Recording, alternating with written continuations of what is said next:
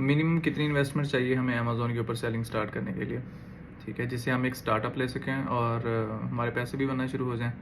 हम सबसे पहले डिस्कस कर लेते हैं अमेज़ॉन होलसेल को। अमेज़ॉन होलसेल से क्या मुराद होता है? अगर आपने अमेज़ॉन होलसेल करना है यूएसए मार्केट में, अमेरिका में, तो उसके लिए क्या होता है कि आपको यूएसए में अपनी एक एलएलसी क्रिएट करना पड़ती है। जब आपकी एलएलसी बन जाती है तो आप उस एलएलसी के बिहाफ पे यूएसए में किसी होलसेलर डिस्ट्रीब्यूटर किसी ब्रांड के को अप्रोच करते हैं। अप्रोच करने के बाद उनसे आप होलसेल रेट पे इन्वेंट्री यानी प्रोडक्ट्स उठा लेते हैं और उस प्रोडक्ट को आप अमेज़ॉन के ऊपर सेल करते हो। तो इसके लिए एलएलसी ज़रूरी है। होलसेल जो है वो आप $300 से भी स्टार्ट कर सकते हैं और आप $1,00,000 से भी स्टार्ट कर सकते हैं, वो आपकी मर्ज़ी है। जितना गुड़ डालते जाएंगे उतना मीठा होता जाएगा। तो मिनिमम मेरे ख्याल में $300 तो कम से कम होना चाहिए। इससे कम पे भी जा सकते हैं, लेकिन वो फिर वो बहुत कम हो जाएगा, प्रॉफिट मार्जिन नहीं बनेंगे और सीधा लॉस में ही जाता है बंदा ज़्यादातर। तो कोशिश करें $300 से आप स्टार्टअप ले सकते हो। ये $300 मैं तब कह रहा हूँ जब आपका अमेज़ॉन का अकाउंट बन चुका होगा, आपकी एलएलसी रेडी होगी यूएसए में और अब आपने स्टार्टअप लेना है, ठीक है।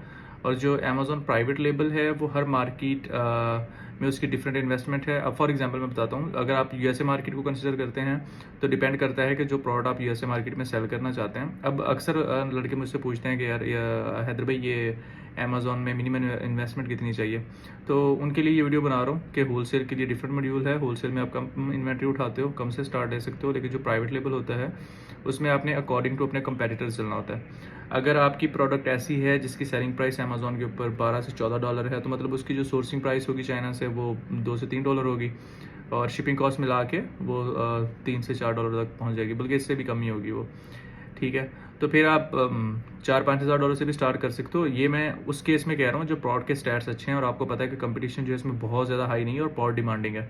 जब प्रोडक्ट की डिमांड ज़्यादा होती है, बेचने वाले कम होते हैं, तो जब आप उस प्रोडक्ट को बेचते हो अमेज़ॉन के ऊपर तो आपको बहुत ज़्यादा सेल मिलती है उसकी।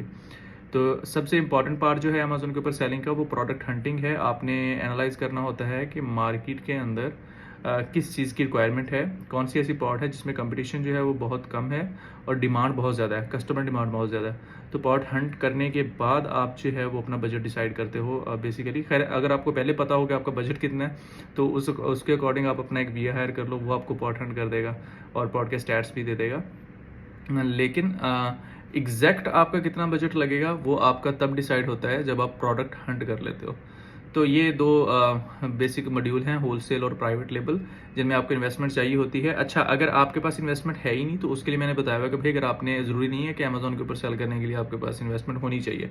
तो अगर आपके पास इन्वेस्टमेंट नहीं है तो आप अमेज़ॉन का काम सीखें, फाइवर, अपवर्क के ऊपर अपनी गिग्स बनाएं और सर्विसेज प्रोवाइड करें और अपनी सेविंग्स करें, और सेविंग्स करने के बाद आप सेलिंग स्टार्ट कर सकते हो, ठीक है, जब इन्वेस्टमेंट नहीं है। अच्छा, अब आप कहते हो कि भाई मेरे पास इन्वेस्टमेंट नहीं है तो मैंने फ्रीलांसिंग भी नहीं करनी, मुझे कोई और काम बताओ। तो उसके लिए क्या है, आप अमेज़ॉन किंडल पे जा सकते हो। किंडल से क्या मुराद होता है कि आपने पीडीएफ बुक्स रीड की होंगी, पढ़ी होगी पीडीएफ में किताबें ना, तो अमेज़ॉन के ऊपर आप पीडीएफ फॉर्म में बुक सेल कर सकते हो अमेज़ॉन किंडल के ऊपर। तो आप चैट जीपीटी को यूज़ करो, आप कैनवा को यूज़ करो, आप पीडीएफ फॉर्म में बुक बनाओ और किंडल के ऊपर सुकून से सेल करो। ना आपको टेंशन उसकी कि भाई बिकेगी तो फ़ायदा होगा, नहीं बिकेगी तो नुकसान होगा, तो ऐसा भी कुछ नहीं, बस पीडीएफ बनाते जाओ। लेकिन मेहनत तो करनी पड़ेगी, जारी सी बात है। बुक्स बनाओ पीडीएफ फॉर्म में डिफरेंट टॉपिक्स पे और उनको किंडल पे लॉन्च कर दो। अमेज़ॉन किंडल इस तरह से ऑपरेट होता है। उसके बाद अगर आप कहते हो कि नहीं जी मैंने अमेज़ॉन किंडल भी नहीं करना, तो फिर अमेज़ॉन में आ जाता है अमेज़ॉन एफिलिएट, अमेज़ॉन एसोसिएट्स। उसका क्या मतलब होता है कि आप अमेज़ॉन एसोसिएट का अपना अकाउंट बना लेते हो और अमेज़ॉन के ऊपर जो ऑलरेडी बंदे प्रोडक्ट सेल कर रहे होते हैं, आप उनकी प्रोडक्ट को प्रमोट करते हो और उसमें आपको कमीशन मिलता है, ठीक है। वो डिफरेंट प्रोडक्ट्स का कमीशन जो है वो डिफरेंट होता है, लेकिन आप इस तरह से भी पैसे कमा सकते हो बगैर अपने पैसे इन्वेस्ट किए मार्केट में, ठीक है जी। Thank you so much.